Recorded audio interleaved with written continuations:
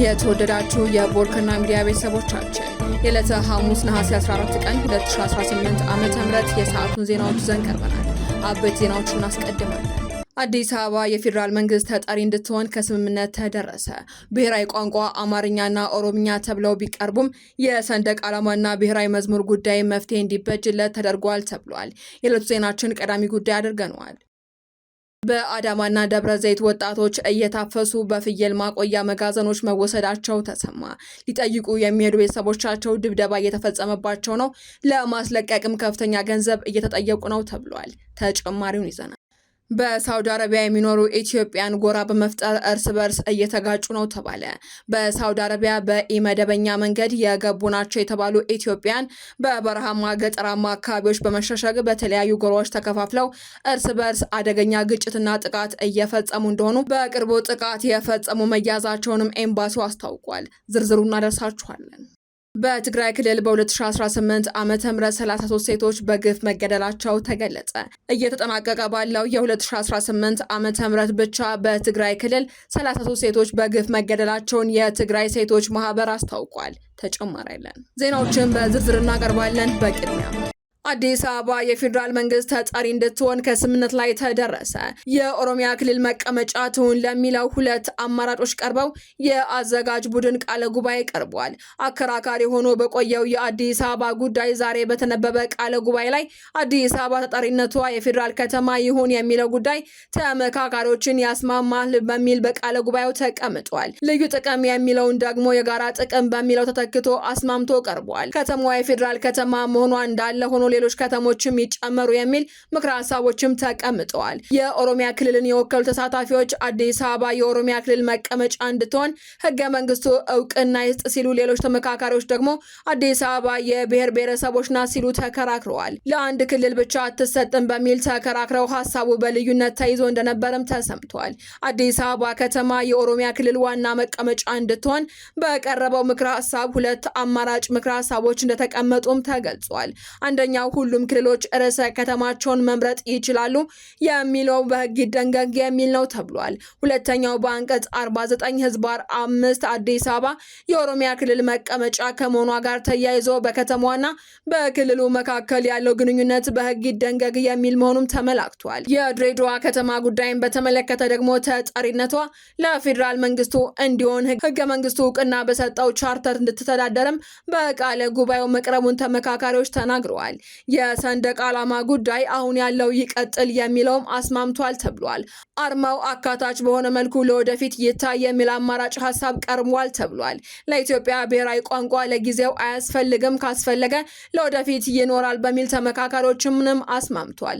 5 ቋንቋዎች የፌዴራል የስራ ቋንቋ እንዲሆኑ ሌሎችም መስፈርት ወጥቶላቸው ለወደፊት እንዲታዩ ተብሏል። ከ8ቱ ቡድኖች በተመረጡ አጠናካሪዎች የተዋቀረው አዘጋጅ ቡድን እያንዳንዳቸው 500 ሰዎችን ከያዙ 8 ቡድኖች ተቀብለው ያጣጣማቸውን ድግምግሞች እንዳይኖር ያስወገደላቸውን የአጀንዳ ምክረ ሀሳቦች አዘጋጅቶ የ8ቱን ቡድኖች ምክረ ሀሳብ የያዘ ቃለ ጉባኤ ለ8 ቡድኖች አቅርቧል። ተመካካሪዎቹ በተለያዩ ቡድኖች ተደራጅተው ሀሳብ ከማመንጨት እስከ በሀሳቦቹ መከራከር ድረስ ከመከሩባቸው 8 አጀንዳዎች መካከል የሀገር ግንባታ አጀንዳ አንዱ ሲሆን በዚሁ አጀንዳም ቃለ ጉባኤ ከተነሱ ምክሮች መካከል የሚከተሉ ተጠቃሾቹ ናቸው። ብሔራዊ የቋንቋ ጉዳይን በተመለከተ ኢትዮጵያ ብሔራዊ ቋንቋ ይኑራት ወይንስ አይኑራትና ይኑራት ከተባለ ደግሞ አማርኛ ይሁን አፋን ኦሮሞ ይሁን የሚሉ ምክረ ሀሳቦች ከተመካካሪዎች ቀርበው ሲያከራክሩ ሰንብተዋል። በቃለ ጉባኤው መሰረት ደግሞ አሁን ባለንበት ነባራዊ ሁኔታ ብሔራዊ ቋንቋ አያስፈልገንም የሚለው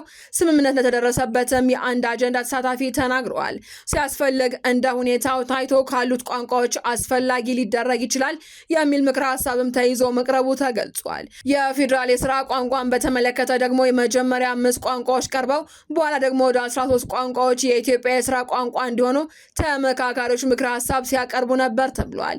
በተነበበው ቃለ ጉባኤ ደግሞ አማርኛ፣ አፋን ኦሮሞ፣ ትግርኛ፣ አፋርኛ፣ ሶማሊኛ የፌዴራል የስራ ቋንቋ እንዲሆኑ በቀጣይነት ሌሎችም እንዲካተቱ የሚል ሀሳብ በአመዛኙ ተመካካሪዎች መቅረቡን ተሳታፊዎች ተናግረዋል።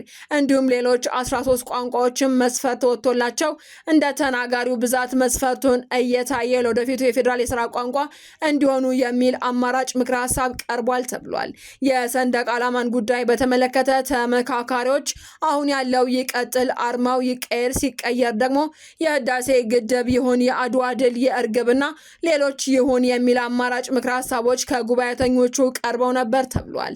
ትላንት በተነበበውና አስተያየት ተሰጥቶበት ነገ ይጠናቀቃል በተባለው ቃለ ጉባኤ ደግሞ አሁን ያለው ይቀጥልና አርማው አካታች በሆነ መልኩ ለወደፊት ይታይ የሚሉ ሁለት ምክረ ሀሳቦች መቅረባቸው ተገልጿል። አካታች በሆነ መልኩ ሲባል ህዝቡ ለወደፊት ቀርቦ እንዲወስን መባሉ ተመላክቷል። የኢትዮጵያ ብሔራዊ መዝሙርን በተመለከተ የተለያዩ ምክረ ሀሳቦች ሲቀርቡ እንደነበር ይታወቃል። በዛሬ ውሎ ደግሞ ብሔራዊ መዝሙር እንዳለ ይቀጥል የሚል ምክረ ሀሳብ መቅረቡን ተመካካሪዎች ተናግረዋል። የክልሎችን መዝሙር በተመለከተ መዝሙር ይኑር፣ የክልሉ ነባራዊ ሁኔታ አካታች ያድርግ፣ በአስፈላጊነት የገቡ መብትን የሚነኩ ግጭት የሚቀሰቅሱ ሀሳቦች ካሉ ይታረሙ የሚል ምክረ ሀሳብ መቅረቡም ተገልጿል። በአዳማ የታፈሱ ወጣቶች በፍየል ማቆያ መጋዘኖች መታጎራቸው ተሰማ። ለማስለቀቅ ቤተሰቦቻቸው ከፍተኛ ገንዘብ እየተጠየቁ መሆኑ ተሰምቷል። አዲስ አበባና ሱሉልታን ጨምሮ በተለያዩ የኢትዮጵያ ከተሞች በወጣቶች ላይ ያተኮረ መጠነ ሰፊ የግዳጅ አፈሳና እገታ እየተካሄደ መሆኑን ቦርከና መዘገቡ ይታወሳል። በአዳማ፣ በባህር ዳር፣ በቢሸፍቱና በሸገር ከተሞች ባሉ የተለያዩ አካባቢዎች በሚሊሻዎችና በጸጥታ ኃይሎች በወጣቶች ሰፊ የግዳጅ አፈሳ እየተካሄደ እንደሚገኝ የዓይን እማኞችና ተጎጂዎች እየተናገሩ ይገኛሉ። በአዳማ ከተማ ወንጂ ማዞሪያ በተባለ ቦታ በአካባቢው የሚገኙ ዘመዶችን ጠይቆ ሲመለስ ታፍሶ ለ2 ቀናት ያህል ታስሮ እንደነበር የገለጸ አንድ ወጣት አፍሰው የወሰዱኝን ሰዎች በሰውና በስንት ልመና 20 ሺህ ብር ከፍዬ ነው የወጣው ሲል ተደምጧል። አክሎም ታፋሾቹ በአዳማ ከተማ ሞይንኮ ጋራጅ ጀርባ በሚገኘውና በተለምዶ ሚዛን ተብሎ በሚጠራው ትልቅ የፍየል ማቆያ መጋዘን እንደሚታጎሩ ጠቁሞ መክፈል የማይችሉ ወይንም የሚያውቋቸው ሰው የሌላቸው ወደ 100 የሚጠጉ ወጣቶች አሁንም በዚያው መጋዘን ውስጥ ይገኛሉ ብሏል። በተመሳሳይ ሁኔታ በባህር ዳር ከተማ ነሐሴ 12 ቀን 2018 ዓ.ም በወጣቶች ላይ የተጠናከረ የግዳጅ አፈሳ መካሄዱን ከስፍራው የተገኙ መረጃዎች አመላክተዋል። በተለይ በቀበሌ 13 ጎፋ ሰፈርና ገጠር መንገድ በተባሉ አካባቢዎች ስፋት ያለው አፈሳ እየተካሄደ ሲሆን በርካታ እናቶች ልጆቻቸውን ፍለጋ በየፖሊስ ጣቢያው ሲንከራተቱ እንደነበርና በርካታ ወጣቶችም በሲኖትራክ መኪናዎች ተጭነው ሲወሰዱ መታየታቸውን ነዋሪዎች ምስክርነታቸውን ሰጥተዋል። በቢሸፍቱ ከተማ አቅራቢያ በምትገኘው ድሎል ጂላ አካባቢ ደግሞ ሚሊሻዎች ወጣቶችን ከታክሲና ከባጃጅ በማስወረድ እያፈሱ መሆናቸው ታውቋል። አንድ የዓይን እማኝ እንደገለጸው ከሆነ ረቡዕ ዕለት በዚያ አካባቢ በሚገኘው ጊዳ ለታ ጊዮርጊስ ቤተክርስቲያን ቅጥር ግቢ ውስጥ በቅዳሴ ላይ የነበሩ ወጣቶች ሳይቀሩ በጸጥታ አካላት ታፍሰው ተወስደዋል ሲሉ የሁኔታውን አሳሳቢነት አስረድተዋል። በሌላ በኩል በሸገር ከተማ በፉሪ ኬንተሪ፣ ሰበታ፣ አለም ገናና ወለቴ አካባቢዎችን በሚሊሻዎች የሚካሄደው አፈሳ እጅግ ከባድ ደረጃ ላይ መድረሱ ተገልጿል።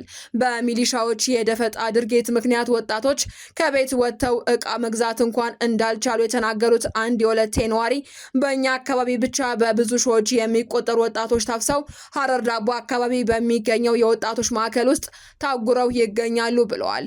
ወላጆች ልጆቻቸውን ለመጠየቅ በሚሄዱበት ወቅትም በሚሊሻዎች በዱላ እንደሚደበደቡ ከዚህ ቀደም ይደረግ የነበረው በገንዘብ ክፍያም የማስፈታት አሰራር አሁን ቀጥሎ እንዳለም ገልጸዋል። ይህ በእንዲህ እንዳለ ትግራይን ጨምሮ በተለያዩ ሀገሪቷ ክፍሎች የሚፈጸሙ መሰል ህገወጥ ስርዓቶችና የሰብአዊ መብት ጥሰቶች የዜጎችን የመንቀሳቀስ መብት በእጅጉ የገደቡት ሲሆኑ ወጣቶች ስራቸውን ትተው በቤታቸው ለመሸሸግ እንደተገደዱና የሚከላከልላቸውም አካል በማጣታቸው ስጋት ላይ መውደቃቸውን አስታውቀዋል። በሳውዲ አረቢያ የሚኖሩ ኢትዮጵያን ጎራ በመፍጠር እርስ በርስ እየተጋጩ ነው ተባለ።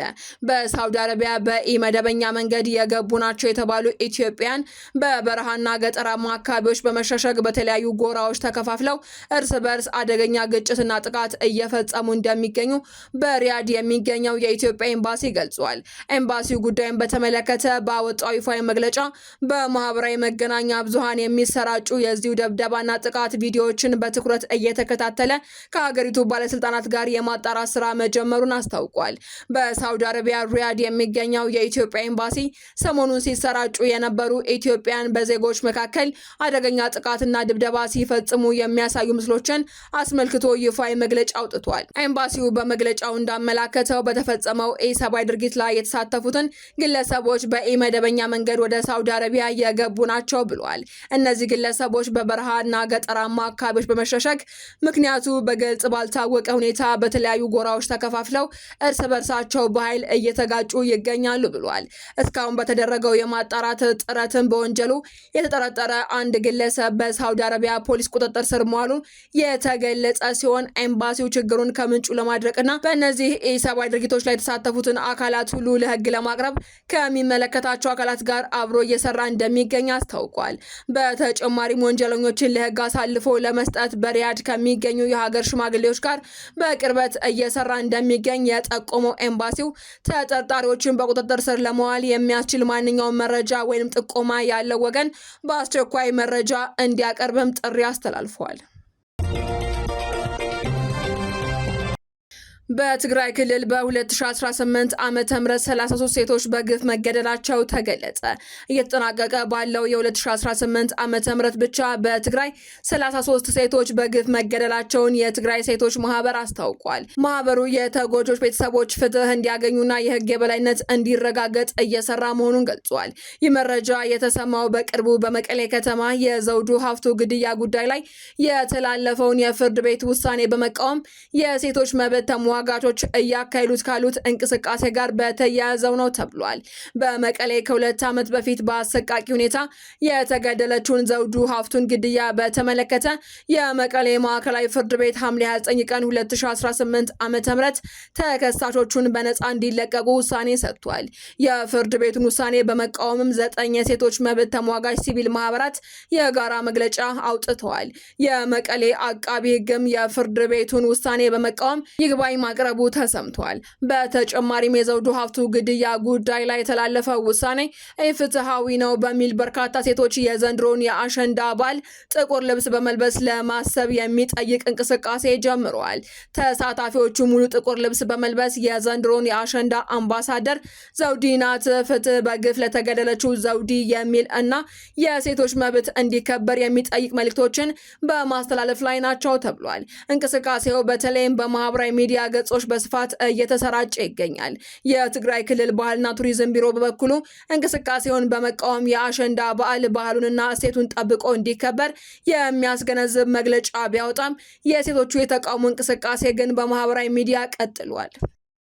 አድማጮቻችን፣ የሰዓቱ ዜናዎቻችን ተጠናቀዋል። ስለተከታተላችሁ እናመሰግናለን። ሰላም።